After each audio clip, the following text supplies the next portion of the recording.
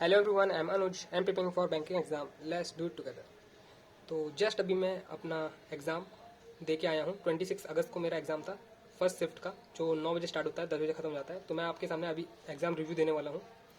और मैं पहले बता देता हूँ कि मैं अभी अपने घर पे नहीं हूँ। तो ये जो बैकग्राउंड में अगर आवाज़ आ रही है, वो एक कथा की आवाज़ आ रही है। मैं अपनी दोस्त के यहाँ हूँ, वहाँ पे कथा हो रही है। ठीक है, तो मैंने यहाँ पे सेटअप करके अपनी वीडियो बना रहा हूँ, एडिट कर रहा हूँ, ताकि आपके पास एग्ज़ाम रिव्यू पहुँच जाए कि कैसा एग्ज़ाम रहा है, कैसा लेवल का आ रहा है। क्योंकि फर्स्ट शिफ्ट का एग्ज़ाम है मेरा, उससे आपको अंदाज़ा मिल पाएगा।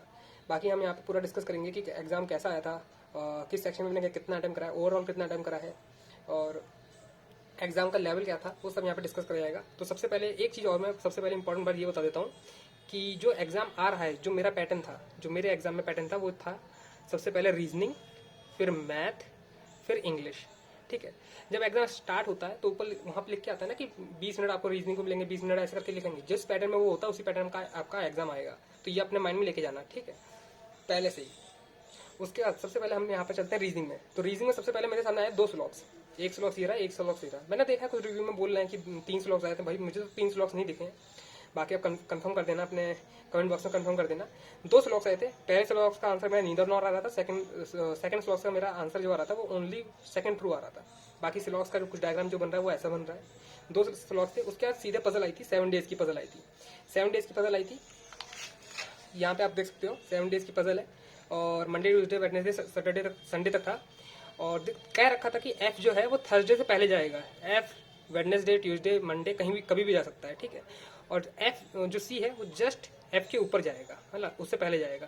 तो ये 2 पेयर बनने थे, 2 पेयर यहाँ पे बन रहे थे, क्योंकि एफ तो थर्सडे से पहले ना 2 पॉसिबिलिटी बन सकती थी। बनी मेरी 3 पॉसिबिलिटी थी, क्योंकि मैंने अपनी गलती से 3 पॉसिबिलिटी बना दी थी, गलती कर दी थी, ठीक है। तो यहाँ पे सी को ऐसे बोल रखा था, एफ के यहाँ पे बोल रखा था। सी के ऊपर जितने थे, ई के नीचे उतने ही थे, ठीक है। बाकी कुछ पॉइंट्स है वो जो मैं भूल रहा हूँ, लेकिन जो पजल बनी थी उसका राइट आंसर वो ये रहा, ठीक है। ये 2 पॉसिबिलिटी बन रही थी, लेकिन इस पॉसिबिलिटी में मेरा आंसर नहीं बना। एक क्वेश्चन ये था। और फिर आते हैं सेकंड पजल में, वो ये था 8% की पजल थी। मंथ और डेज थे, अप्रैल, मई, जुलाई और सितंबर दे रखे थे। मैंने भी इसमें गलती कर दी थी, इसमें मैं अटक गया था। मैं अटक गया बार बार इसलिए बोल रहा हूँ कि आपको ये पता चले कि हाँ, मैं भी अटक जाता हूँ। ये मतलब एकदम नॉर्मल चीज़ है ना, कोई भी अटक सकता है। लेकिन उसको स्किप करके,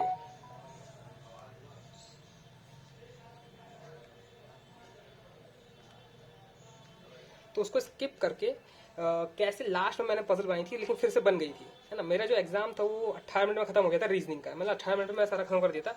इस पजल को मैंने स्किप करके बाद में फिर से बनाया। क्यों बनाया? क्योंकि मैं जुलाई को 30 ले रहा था बार बार। और जो पहला क्वेश्चन था जो ट्रू फॉल्स वाला था, उसमें बोल रखा था, जो ट्रू है वो बताओ, उसमें बोल रखा था ए जो है वो 30 डेज में कहीं जा रहा है। तो मैंने इसको 30 ले लिया था, इसलिए मैं बार बार उसको टिक, इवन नंबर डेज में बोल रखा था, इवन नंबर डेज में जा रहा है, तो मैं बार बार उसे टिक कर रहा था। और सॉरी, ये वाली जो पॉसिबिलिटी ये सही है, सेकंड पॉसिबिलिटी सही है, ये वाली पॉसिबिलिटी गलत है। 2 पॉसिबिलिटी बन रही थी इसकी, है ना। तो बोल रखा था ए जो है इवन नंबर डेज वाले मंथ में जा रहा है, तो मैंने इसमें 30 मार्क कर दिया था, तो इसलिए मेरा ये गलत जा रहा था, ए गलत जा रहा था। और बोल रखा था ई जो है वो जी के साथ जा रहा था। तो मेरी पजल तो सही बनी थी, लेकिन मेरा एक इसके 0 चक्कर में पूरी पजल मेरी गलत होने वाली थी। लेकिन मार्क फॉर रिव्यू करके मैंने आगे बढ़ गया। मैं उस पर टाइम वेस्ट नहीं करा। देखो, अटक जाते हो तो स्किप कर दिया करो, टाइम वेस्ट बिल्कुल मत करा करो। उसमें लगे रहोगे, उस टाइम पे आपका दिमाग नहीं चलेगा, लेकिन बाद में आकर जब उसे दोबारा रिविजिट करोगे, क्वेश्चन सॉल्व करोगे, तो बन जाएगा, ठीक है। तो मेरी पजल जो है वो बन गई थी। तो 1 2 3 4 पॉसिबिलिटी में मेरी पजल बन गई थी, वो मेरी गलती से बनी थी। और ये वाली पॉसिबिलिटी सही है, एकदम सही है, ये बेकार है। बाकी थोड़ी बहुत मुझे स्टेटमेंट याद भी हैं। हाँ, ई जो है इवन नंबर डेज में जाएगा, और इवन नंबर जो मंथ है इवन नंबर उसमें जाएगा। तो ई के लिए 2 पॉसिबिलिटी थी, एक यहाँ पे, एक यहाँ पे। जितने ई के बाद हैं उतने सी से पहले हैं, तो सी यहाँ पे, सी यहाँ पे, ठीक है। और एक छोड़ के एफ बैठा है, एक छोड़ के एफ बैठा है, सी को एक छोड़ के एफ बैठा है, जी एफ को 3 छोड़ के बैठा है, तो 3 छोड़ के एफ जी बैठा दिया है। और ए और डी साथ में जाएंगे, और ए पहले जाएगा, डी से पहले जाएगा। और ए जो है एफ के मंथ में नहीं जाएगा, ठीक है। तो दोनों में बन रहा था। कहाँ पे अलग हो रहा था, जो है ए के पहले जितने हैं एच के बाद उतने हैं, और बी जो है वो एच से पहले जा रहा है, तो बी जो है एच से पहले इसमें जा रहा था। तो यह हमारी पॉसिबिलिटी सही बनी, हम इससे आगे गए थे। फिर जो नेक्स्ट आता है उसमें वो रखा है था 8% बैठे हैं सिटिंग अराउंड सर्किल, सब लोग इनसाइड फेस कर रहे हैं। तो उसकी भी 2 पॉसिबिलिटी थी, ऐसे 2 पॉसिबिलिटी बनी थी। ये वाली पॉसिबिलिटी मेरी सही गई, ये पॉसिबिलिटी खराब गई, ठीक है। फिर आता है ऑर्डर रैंकिंग का। ऑर्डर रैंकिंग में 6 लोगों की हाइट दे रखी, 6% की हाइट दे रखी थी। Q R P U T S ऐसे बन रहा था। पी की हाइट दे रखी थी, मतलब थर्ड टॉलेस्ट ऐसे करके हाइट दे रखी थी। और आर का बोल रखा था उससे कि 8 बड़ा है, आर मतलब डिफरेंस 8 है। अब इसमें आर बड़ा है तो आर बड़ा है तो इसमें 8 प्लस कर देंगे तो 162 हो गया। और क्योंकि हाइट हमें सब क्वेश्चन में पूछ रखे ना, ऐसे करके क्वेश्चन आए थे। फिर चाइनीज कोडिंग का कुछ ऐसा करके आंसर था। चाइनीज कोडिंग के भी चार या 5 क्वेश्चन आए थे चाइनीज कोडिंग के। फिर आता है ब्लड रिलेशन। ब्लड रिलेशन मेरा कुछ ऐसा करके बना है, ठीक है। और फिर लास्ट में आता है ये वाले क्वेश्चन। 2 क्वेश्चन थे, एक तो ये क्वेश्चन था जिसमें काउंट करना था आपको, इसमें मोर देन 3 आ रहा था मेरा, आपका क्या आ रहा है आप बता देना, यही था नंबर, ठीक है। और एक क्वेश्चन था जिसमें आपको मीनिंगफुल वर्ड बनाना था, वो मैं स्किप कराया क्योंकि आप जानते हो कि मैं वो वाला क्वेश्चन जो है वो स्किप कर देता हूँ। फिर आते हैं हम लोग इंग्लिश पे, ठीक है। मैथ पे बाद में आएंगे, इंग्लिश पे पहले आ जाते हैं क्योंकि इंग्लिश तो छोटा सा इजी लगा मुझे इंग्लिश। देखो रीजनिंग भी देखो मॉडरेट लेवल थी मेरी, जो स्पीड थी या फिर जो मेरी प्रैक्टिस थी उस हिसाब से रीजनिंग जो मैं कहूँगा ईजी से मॉडरेट लेवल कहूँगा, किसी को मॉडरेट लेवल लग सकती है, ठीक है। नहीं तो मेरे लिए तो ईजी था। मैं रीजनिंग में बताया नहीं मैंने आपको, 34 अटेम्प्ट करे मैंने, ठीक है। सिर्फ एक क्वेश्चन छोड़ा, वो एक क्वेश्चन वही है मीनिंगफुल वर्ड वाला, ठीक है। फिर आते हैं इंग्लिश में, ठीक। अब यहाँ पे पेपर ऐसे हैं क्योंकि यहाँ पे पेपर नहीं है मेरे पास, मैंने कहीं से पेपर जुगाड़ करके ऐसे करके लिख रखा है अलग अलग जगह पे। तो हाँ इंग्लिश में आते हैं। इंग्लिश में सबसे पहले आया था हमारा फिल इन द ब्लैंक्स आया था, फिलअप्स आए थे, ठीक है। फिलअप्स आए थे, सब इजी एकदम, फिलअप्स बहुत इजी थे, है ना, कोई भी कर सकता है उनको। फिर आया था एरर डिडक्शन। एरर डिडक्शन मैंने छोड़ दिया, इसको कर दिया, दो ही एरर तो मैंने करे होंगे बस, बाकी सब मैंने स्किप कर दिया था। फिर आता है पैराजंबल, ठीक है। पैराजंबल 5 पैराजंबल वैसे आए थे, मतलब एक पूरा सेंटेंस आता है ना, उसको आपको बनाना पड़ता है, एक अलग से पैराजंबल आया था, ठीक है। तो 6 मार्क्स का पैराजंबल हो गया। वर्ल्ड रिप्लेसमेंट आया था, जिस सबसे लास्ट में आया था, मेरे में सबसे लास्ट में आया था वर्ल्ड रिप्लेसमेंट। और इसमें शुरुआत से जो 3 थे वो नन थे, मतलब उसमें कोई भी रिप्लेसमेंट नहीं हो रहा था, मेरे अकॉर्डिंग कोई भी रिप्लेसमेंट नहीं हो रहा था। मैंने बहुत बार चेक करा लेकिन नहीं हो रहा था। और लास्ट वाले में डी और ई रिप्लेस हो रहे थे या फिर सी और डी रिप्लेस हो रहे थे, ठीक है। ये आप चेक करके बता देना क्योंकि मुझे भी थोड़ा सा अटपटा सा लगा था कि इसमें सब में नन आ रहा है, ठीक है। और जो पैराजंबल था उसमें जो कहानी स्टोरी थी वो ये थी कि एक इंट्रोडक्शन पार्ट था, मैंने ऐसा करके लगाया इंट्रोडक्शन, फिर आइंस्टाइन की बात हुई थी, फिर रोनाल्डो की बात हुई थी, फिर एक हाउएवर वाला पर्सन के हाउएवर वाला सेंटेंस आया था उसका हुआ था, और एकदम लास्ट में लास्ट सेंटेंस था। रोनाल्डो का जो एक कोट है, talent without working hard is nothing, इसके बारे में एक आर्ग्यूमेंट हुआ था या फिर उसके बारे में बात हुई थी, उसके बारे में पैराजंबल था, आपको लगाना था BADEC, शायद यही था, आप लोग चेक कर लेना या फिर कमेंट बॉक्स में कमेंट कर लेना, सब चेक हो जाएगा। लेकिन जो जितना मैंने जिस हिसाब से मैंने लगाया वो मैंने ठीक ही ठाक लगाया है।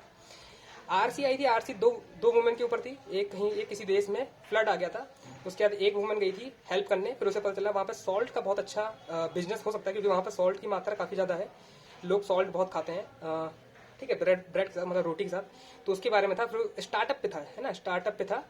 इसमें एंटोनिम्स बहुत इजी आए थे। एंशिएंट वर्क का ट्रेनिंग, हाँ प्रैक्टिस का सिनोनिम्स पूछ रहे थे, मैंने ट्रेनिंग लगा के आया हूँ, आप लोग देख लेना आप क्या लगा के आए हो, ठीक है। काफ़ी डिबेट हो रहा है कि ट्रेनिंग नहीं हो सकता है ना, मेरे हिसाब से तो प्रैक्टिस का ट्रेनिंग होना चाहिए क्योंकि एंशिएंट प्रैक्टिस था तो एंशिएंट ट्रेनिंग होना चाहिए था।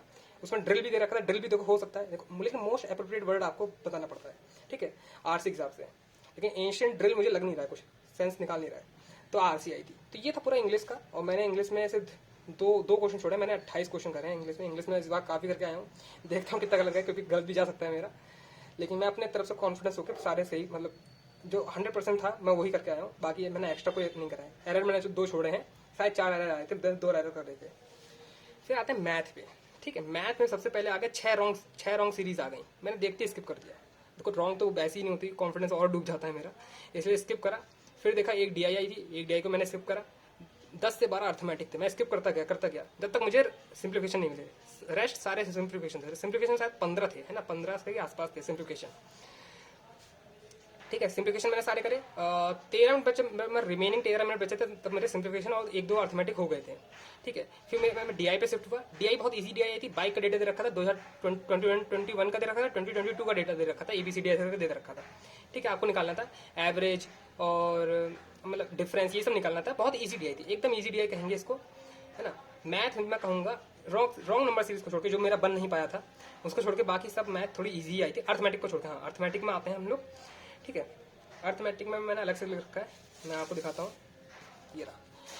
तो अर्थमेटिक में था ये कि प्रॉफिट लॉस का एक क्वेश्चन था जिसमें लास्ट में उसने CP पूछा था कि सेलिंग प्राइस बताओ, जो कि 30% प्रॉफिट पे बेचा जा रहा है, ठीक है, तो 30% प्रॉफिट मतलब 13 का मल्टीपल मुझे ढूंढना था। मैंने देखो, क्योंकि लास्ट का जब 1 मिनट बचा था मेरे पास, ये अर्थमेटिक बचा था, मैंने इस पर टिक मार के एक तुक्का कह सकते हो, तो मैं तुक्का ये मार के आया हूँ। इसका 260 आंसर है। देखना किस इसका 260 आंसर आ रहा है, क्योंकि मैंने सिर्फ ये देखा कि देखो 30% प्रॉफिट होना है तो 130 होना है। 130 का मल्टीपल यहाँ पे क्या है, 222 था, 240 था, 280 था, लेकिन 260 जो मैं 130 का मल्टीपल दिख रहा है, इस हिसाब से मैं मार के आया था तुक्का। ठीक है, एक सिंप्लीफिकेशन ऐसा था, इसको भी मैंने स्किप कर दिया है, एक क्वेश्चन ये स्किप करा है। तो टोटल मैंने 28 करे होंगे मैथ में, तो मैथ में 28, इंग्लिश में 28 और रीजनिंग में 34। टोटल मिलाया तो मैंने 90 क्वेश्चन करे 100 में से। ठीक है, एक पार्टनरशिप का क्वेश्चन था। ए ने इन्वेस्ट करा है 8000, ठीक है, बी ने इन्वेस्ट करा है कोई पता नहीं, बी ने 6 महीने के लिए करा है, ए ने 12 महीने के लिए करा है ना, बी 6 महीने बाद आया है। ठीक है, जो उनको टोटल प्रॉफिट हो रहा था वो 49,000 हो रहा था, जिसमें बी 21,000 था और ए का 28,000 था। तो वो ठीक है, तो इसका अगर निकाला जाए तो मेरा आंसर आ रहा था 12,000। ठीक है, आप लोग बताना आपका क्या आंसर आ रहा था। फिर एक ट्रेन का क्वेश्चन आया था, ट्रेन का जिसकी लेंथ 300 थी और टनल की लेंथ 420 थी। फिर इससे ट्रेन की स्पीड निकल रही थी, फिर कुछ एक और प्लेटफॉर्म पार करना था, तो मेरा आंसर लास्ट में 25 आ रहा था, जहां तक मुझे याद आ रहा है। ठीक, मैं सिर्फ आंसर बता पा रहा हूँ, देखो पूरा क्वेश्चन मुझे अब याद नहीं आ रहा है। ठीक, एक क्वेश्चन और था सीआई का, है ना, ये काफी इंटरेस्टिंग क्वेश्चन था। सीआई का प्रिंसिपल दे रखा था 4500, 2 साल के लिए आर आपको निकालना था और ये इंटरेस्ट दे रखा था, तो मैंने आर निकाल दिया।